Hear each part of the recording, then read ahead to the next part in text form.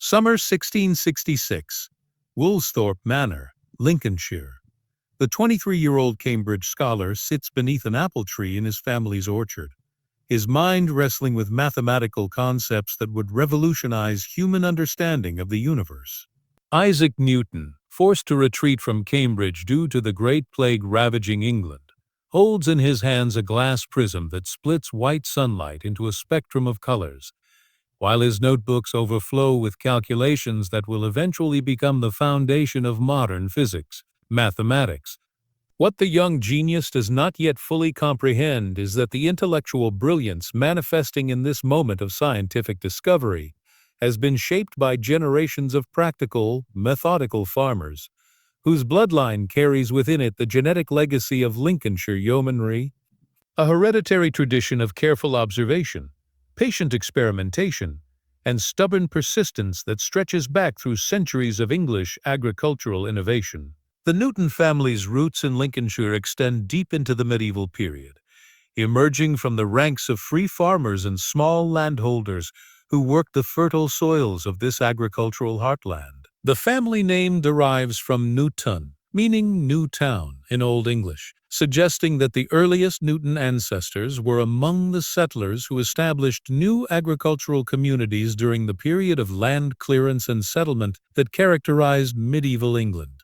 The first documented Newton ancestor appears in manorial records from the early 14th century, when the family was already established as substantial farmers in the parish of Westby, near Grantham.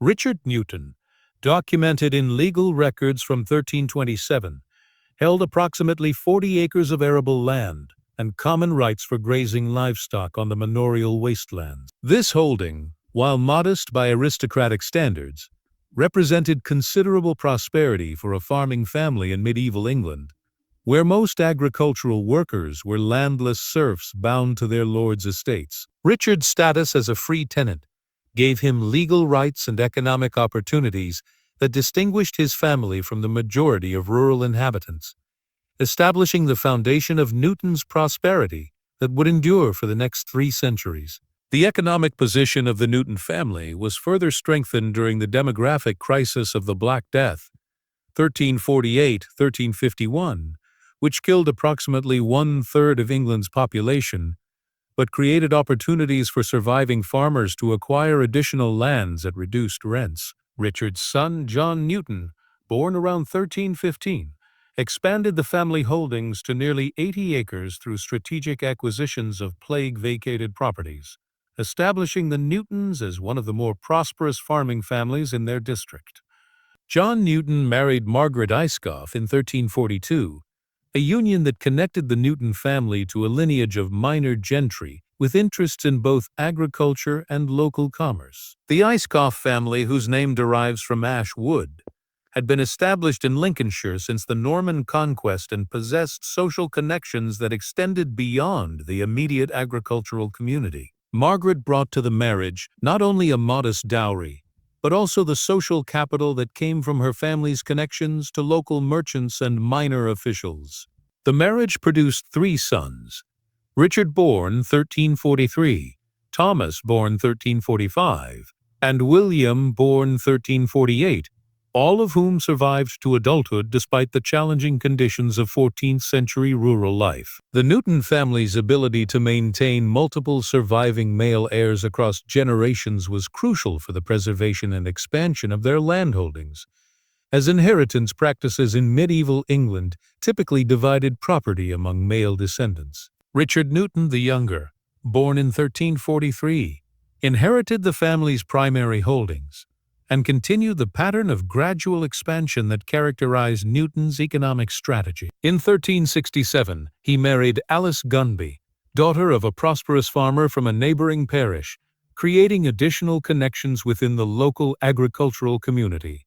Richard's approach to land management emphasized diversification, combining grain production with livestock raising and participating in local markets that connected rural producers with urban consumers in Grantham and Lincoln. The agricultural innovations adopted by Richard Newton reflected broader changes in English farming during the late medieval period. He was among the first farmers in his district to adopt improved plowing techniques, crop rotation systems, and selective breeding of livestock that increased productivity and market value. These innovations required both capital investment and technical knowledge that distinguished progressive farmers from those who continued traditional subsistence agriculture. Richard and Alice's son, Thomas Newton, born on March 15, 1372, represented the fourth generation of Newton prosperity and the continuation of the family's rise within rural society. Thomas expanded beyond pure agriculture into activities that connected him with the emerging commercial economy of late medieval England. He operated a small mill on his property that processed grain for neighboring farmers, invested in sheep raising for the growing wool trade, and participated in land speculation that took advantage of changing agricultural conditions. Thomas's marriage to Joan Barton in 1395 brought additional commercial connections, as the Barton family had interests in the wool trade that linked Lincolnshire producers with Flemish manufacturers. Joan's father, William Barton, was a wool factor who arranged sales between local farmers and international merchants, providing Thomas with access to markets and commercial techniques that enhanced the profitability of his agricultural operations. The early 15th century marked a period of particular prosperity for the Newton family, as Thomas successfully navigated the economic challenges created by population recovery after the Black Death and the increasing commercialization of English agriculture. By 1420, the family controlled over 200 acres of prime agricultural land, making them one of the larger farming families in their region, and positioning them at the boundary between substantial yeomanry and minor gentry. Thomas and Joan's eldest son, Robert Newton, born on August 12, 1398, inherited not only extensive landholdings but also the commercial connections and agricultural expertise that his ancestors had accumulated over 4 generations. Robert's approach to estate management reflected the increasing sophistication of English agriculture, as he implemented advanced farming techniques, invested in improved livestock breeds, and diversified his operations to include both local and regional markets.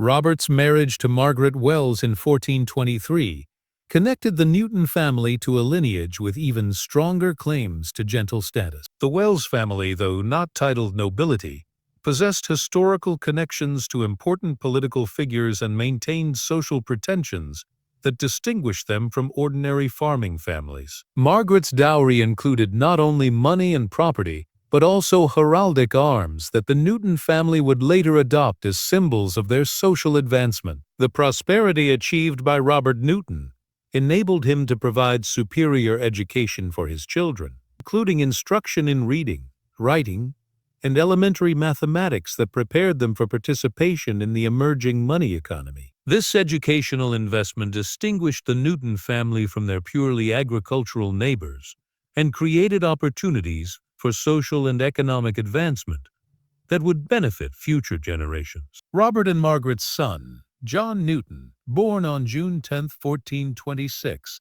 continued the family tradition of agricultural innovation while expanding into activities that bridged the gap between farming and commerce. John operated not only as a farmer, but also as a grain dealer who purchased produce from smaller farmers and arranged sales to urban markets. This commercial activity required literacy, numeracy, and business skills that were relatively rare in rural society and enhanced the family's social status. John's marriage to Elizabeth Clark in 1452 brought connections to a family of minor officials who served in local government and court administration. The Clark family's experience in legal and administrative affairs provided John with knowledge of property law, taxation, and local government that proved valuable for protecting and expanding Newton's interests. Elizabeth's father, Thomas Clark, served as a juror in manorial courts and possessed practical legal knowledge that he shared with his son-in-law. The late 15th century saw the Newton family's transformation from successful farmers into members of the rural gentry class, a social advancement that reflected both their economic prosperity and their acquisition of the cultural capital associated with gentle status. John Newton's children received an education that included not only practical skills, but also the classical learning and social graces expected of gentry families. John and Elizabeth's son, Richard Newton, born on September 3, 1456, represented the culmination of 2 centuries of Newton's social advancement. Richard possessed not only extensive landholdings but also the social connections, cultural knowledge, and political influence that characterized the Tudor gentry. His management of the family estates reflected the latest agricultural innovations, while his participation in local government demonstrated the political engagement expected of substantial landowners. Richard's marriage to Anne Smith in 1483 connected the Newton family to the emerging Tudor political establishment. The Smith family had supported Henry Tudor's claim to the throne during the Wars of the Roses and benefited from royal favor after the Battle of Bosworth Field. Anne's connections to court circles provided Richard with opportunities for preferment that might have led to significant political advancement, though he chose to focus primarily on local affairs and estate management. The early 16th century marked a period of consolidation for the Newton family, as Richard balanced the opportunities created by Tudor economic expansion with the risks associated with political involvement during a period of religious and dynastic change. His approach emphasized maintaining and improving the family's established position rather than pursuing advancement that might expose them to political danger. Richard and Anne's son, Thomas Newton, born on December 18, 1489, inherited a substantial estate and social position that provided numerous opportunities for advancement during the dynamic period of the English Renaissance. Thomas's education reflected the humanistic learning that was transforming English culture, as he studied classical languages, mathematics, and natural philosophy that prepared him for intellectual as well as social leadership. Thomas's marriage to Margaret Trollope in 1515 connected the Newton family to a lineage with extensive connections throughout the English Midlands. The Trollope family possessed significant landholdings in Nottinghamshire and Lincolnshire, creating opportunities for the Newton family to expand their influence beyond their immediate locality. Margaret's dowry included not only property, but also commercial interests that diversified the family's economic foundation. The religious changes of the Tudor period created both opportunities and challenges for the Newton family, as the dissolution of the monasteries, 1536-1541, made large quantities of church land available for purchase, while also creating religious and political uncertainties. Thomas Newton navigated these changes successfully, acquiring former monastic properties that significantly expanded the family holdings, while avoiding the religious controversies that destroyed many established families. Thomas and Margaret's son, John Newton, born on April 22, 1519, benefited from the opportunities created by his father's successful adaptation to Tudor religious and economic changes. John's education emphasized both classical learning and practical skills, preparing him for effective estate management, while also providing the cultural foundation expected of a Renaissance gentleman. John's marriage to Mary Scotton in 1545 brought additional agricultural expertise to the Newton family, as the Scotton family had pioneered improved farming techniques that increased productivity and profitability.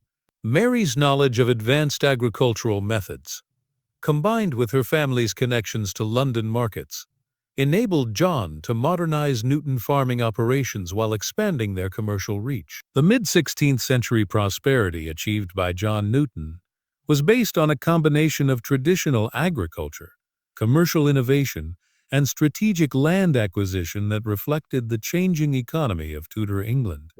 His operations included not only grain and livestock production, but also small-scale manufacturing activities that processed agricultural products for urban markets. John and Mary's son, Robert Newton, born on November 7, 1547, inherited an estate that had been thoroughly modernized, according to Renaissance agricultural principles. Robert's management philosophy emphasized scientific observation and systematic experimentation that would later be reflected in his famous descendants' approach to natural philosophy. His detailed records of agricultural experiments, weather patterns, and market conditions demonstrated the methodical mindset that characterized the Newton family intellectual tradition. Robert's marriage to Bridget Hickman in 1573 connected the Newton family to a lineage of minor officials and professionals who possessed university education and legal expertise. Bridget's father, William Hickman, had studied at Cambridge University and served as a legal advisor to several prominent families, providing Robert with access to intellectual circles that extended beyond the agricultural community.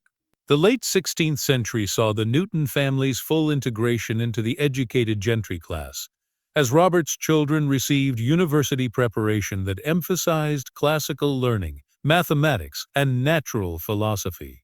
This educational investment reflected both the family's prosperity and the recognition that intellectual achievement was becoming increasingly important for social advancement.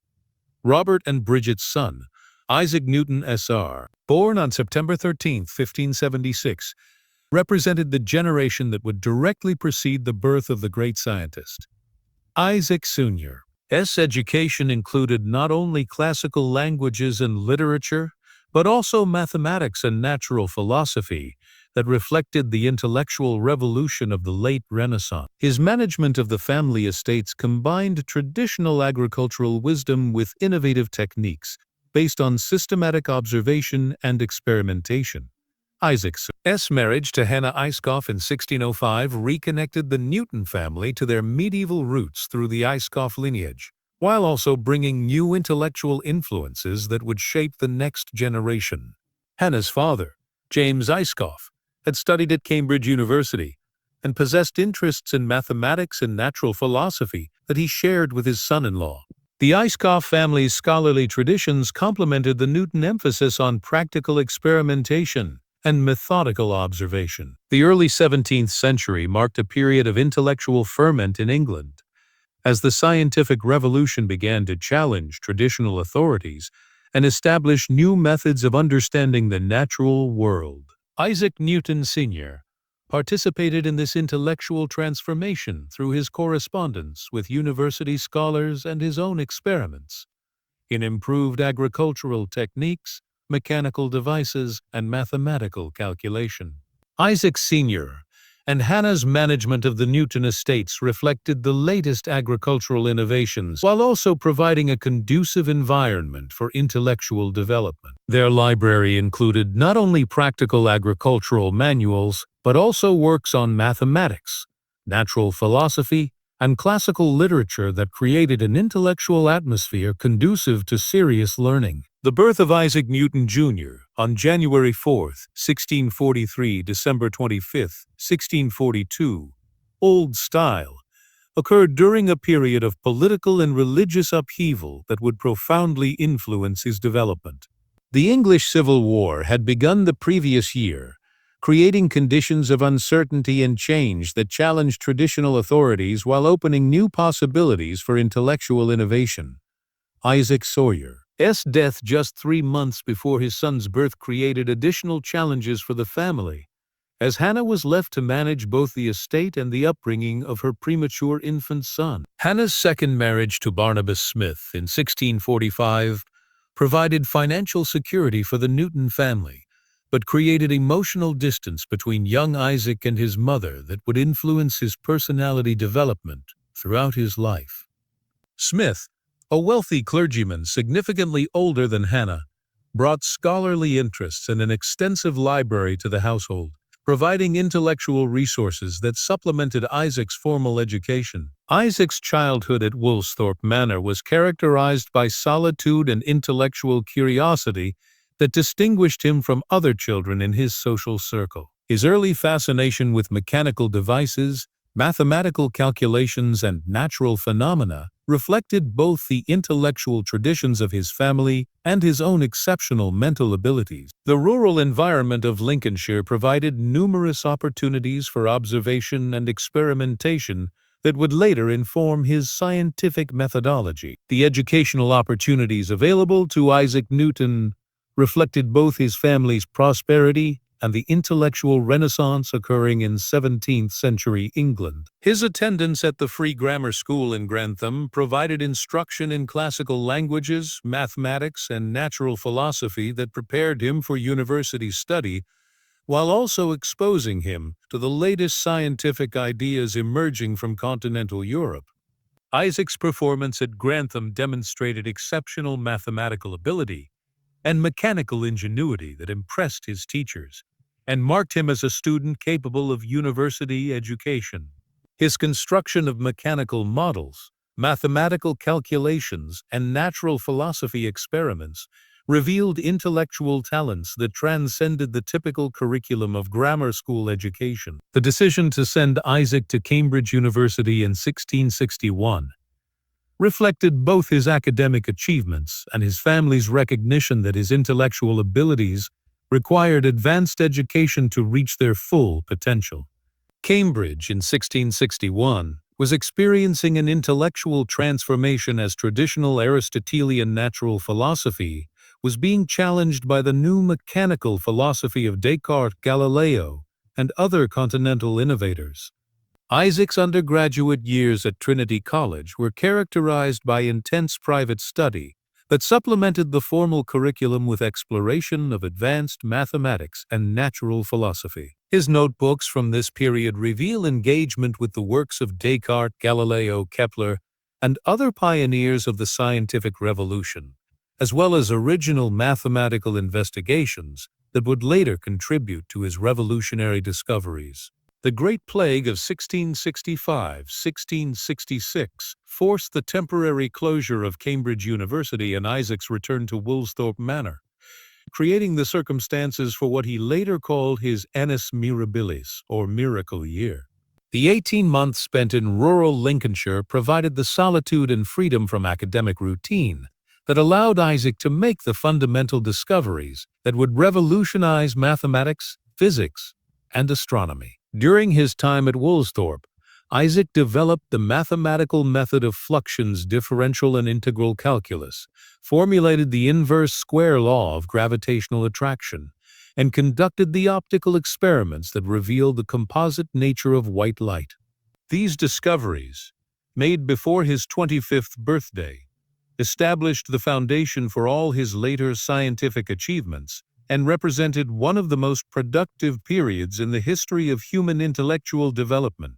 Isaac's experiments with prisms during the plague years revealed that white light consists of a spectrum of colors that can be separated and recombined, challenging the traditional Aristotelian theory of color and establishing the foundation for modern optical science. His careful observation and systematic experimentation demonstrated the methodical approach that characterized all his scientific work and reflected the practical traditions inherited from his agricultural ancestors. The development of calculus during this period provided Isaac with the mathematical tools necessary for analyzing motion, change, and natural phenomena with unprecedented precision. His method of fluxions enabled the mathematical description of instantaneous rates of change and the calculation of areas under curves, revolutionizing both pure mathematics and its applications to natural philosophy. Isaac's insights into gravitational attraction emerged from his contemplation of planetary motion and terrestrial mechanics, leading to the recognition that the same force that causes apples to fall from trees also maintains the moon in its orbit around Earth. This universal law of gravitation unified celestial and terrestrial mechanics in a single mathematical framework that would dominate physics for the next 2 centuries. The return to Cambridge in 1667 marked the beginning of Isaac's professional academic career and his gradual emergence as one of Europe's leading natural philosophers. His appointment as Lucasian Professor of Mathematics in 1669 provided the financial security and academic platform necessary for pursuing his research, while also requiring him to systematize and communicate his discoveries to the broader intellectual community. Isaac's lectures at Cambridge introduced his mathematical and optical discoveries to a wider audience, while also revealing his reluctance to engage in public scientific debate. His cautious approach to publication reflected both his perfectionist temperament and his awareness that his ideas challenged established authorities and might provoke controversy. The publication of Philosophiae Naturalis Principia Mathematica in 1687 represented the culmination of Isaac's work on mechanics and gravitation, presenting a comprehensive mathematical description of motion and force that unified terrestrial and celestial phenomena.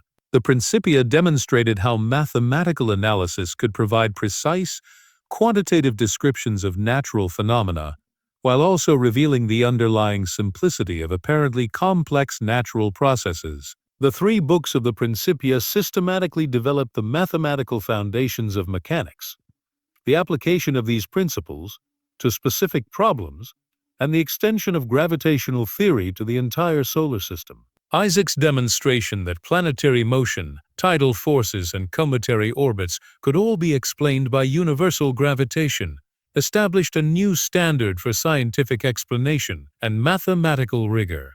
The reception of the Principia established Isaac as the leading natural philosopher of his age, while also generating controversies about priority, interpretation, and application that would continue throughout his lifetime.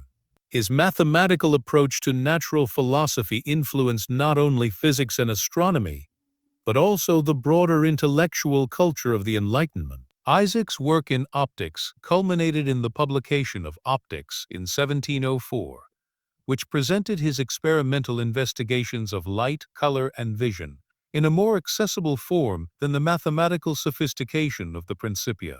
The Optics demonstrated how careful experimentation and mathematical analysis could reveal the fundamental properties of natural phenomena, while also suggesting new areas for scientific investigation. The experimental method demonstrated in the Optics influenced not only optical science, but also the broader development of empirical natural philosophy during the 18th century. Isaac's emphasis on careful observation, controlled experimentation, and mathematical analysis provided a model for scientific investigation that would guide subsequent generations of researchers. Isaac's appointment as Master of the Royal Mint in 1696 provided him with administrative responsibilities that utilized his mathematical skills, while also involving him in the practical applications of natural philosophy to economic and technological problems. His reform of English coinage demonstrated how scientific principles could be applied to solve practical problems, while also providing him with financial security and political influence. The theological and alchemical studies that occupied much of Isaac's later career reflected his belief that natural philosophy should reveal divine wisdom, while also exploring the hidden properties of matter and energy. His manuscript investigations of biblical chronology, prophecy, and alchemical transformation demonstrated the breadth of his intellectual interests and his conviction that all knowledge formed a unified system. Isaac's presidency of the Royal Society from 1703 to 1727 established his institutional authority over English natural philosophy, while also involving him in scientific controversies about priority, methodology, and interpretation.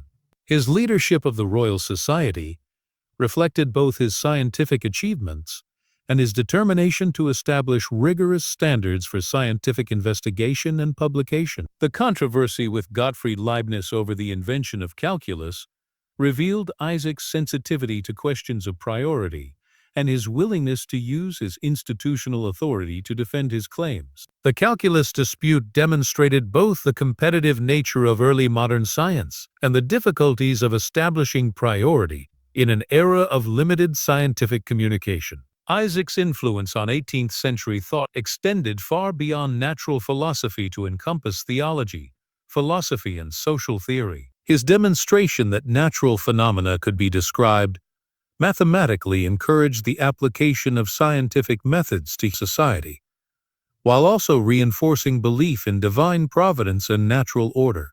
The educational reforms inspired by Isaac's work emphasized mathematics and natural philosophy as essential components of university education, while also encouraging the development of scientific institutions and research programs. His influence on the Cambridge University curriculum and the broader development of scientific education established foundations that continue to influence contemporary higher education. Isaac's international reputation attracted correspondence and collaboration with natural philosophers throughout Europe, creating networks of scientific communication that transcended national boundaries, while also establishing English science as a leading force in European intellectual development. His influence on continental thinkers like Voltaire, Euler, and Lagrange demonstrated the universal appeal of mathematical natural philosophy. The practical applications of Isaac's discoveries contributed to technological innovations in navigation, engineering, and manufacturing that supported economic development and imperial expansion. His work on gravitation improved maritime navigation, while his optical discoveries contributed to the development of improved telescopes and other scientific instruments. Isaac's death on March 31, 1727, marked the end of a career that had fundamentally transformed human understanding of the natural world, while also establishing new standards for scientific investigation and mathematical rigor. His funeral in Westminster Abbey demonstrated the honor accorded to scientific achievement in 18th-century England and the recognition of natural philosophy as a legitimate path to fame and social advancement. The immediate aftermath of Isaac's death was characterized by efforts to preserve and systematize his discoveries, while also extending their application to new areas of investigation. His student and successor, Roger Coates, along with other Newtonian disciples, worked to disseminate his ideas throughout Europe, while also developing their implications for mathematics, physics, and astronomy. The legacy of Isaac Newton in the development of modern science extends far beyond his specific discoveries to encompass his methodology, his mathematical approach to natural phenomena, and his demonstration that careful observation and rigorous analysis could reveal the fundamental laws governing natural processes. His work established the foundation for classical physics, while also providing the conceptual framework for subsequent scientific revolutions. The social and cultural impact of Isaac's achievements contributed to the broader transformation of European society during the Enlightenment, as his demonstration of the power of human reason to understand natural phenomena encouraged similar approaches to social, political, and economic problems. His influence on Enlightenment thought reflected both the specific content of his discoveries and their broader implications for human knowledge and capability. The continuing relevance of Isaac's work in contemporary science reflects both the fundamental accuracy of his mathematical descriptions and the enduring value of his scientific methodology. While Einstein's relativity and quantum mechanics have superseded Newtonian physics in certain domains, Isaac's approach to mathematical analysis and experimental investigation continues to guide scientific research across multiple disciplines. The biographical tradition surrounding Isaac Newton has emphasized both his scientific achievements and his complex personality, creating a historical image that combines intellectual genius with human frailty and psychological complexity. The tension between his public scientific authority and his private theological and alchemical investigations has fascinated historians and contributed to ongoing debates about the relationship between science and other forms of knowledge. The institutional legacy of Isaac's career in the development of scientific institutions, university education, and governmental support for research established patterns that continue to influence contemporary science policy and organization. His demonstration that natural philosophy could contribute to practical problems, while also advancing theoretical knowledge, provided a model for the relationship between basic and applied research. The genealogical legacy of Isaac Newton, tracing back through centuries of Lincolnshire farmers and small landholders, illustrates the complex relationship between social background and intellectual achievement in early modern England. His family's gradual rise from agricultural origins to gentry status provided the educational opportunities and financial security necessary for his scientific career, while also contributing to the practical orientation and methodical approach that characterized his research. The transformation of the Newton family from medieval farmers to producers of one of history's greatest scientists demonstrates the importance of accumulated social capital, educational investment, and intellectual tradition in fostering exceptional achievement. The patient accumulation of wealth, knowledge, and social position across multiple generations created the conditions that enabled Isaac's revolutionary discoveries and established his lasting influence on human understanding of the natural world. The story of Isaac Newton's bloodline, stretching from the agricultural communities of medieval Lincolnshire to the heights of 17th-century natural philosophy, illustrates both the continuities and transformations that characterized early modern English society. His achievement represented not only individual genius, but also the culmination of centuries of family investment in education, practical knowledge, and systematic observation that reflects the broader social and intellectual changes of his era.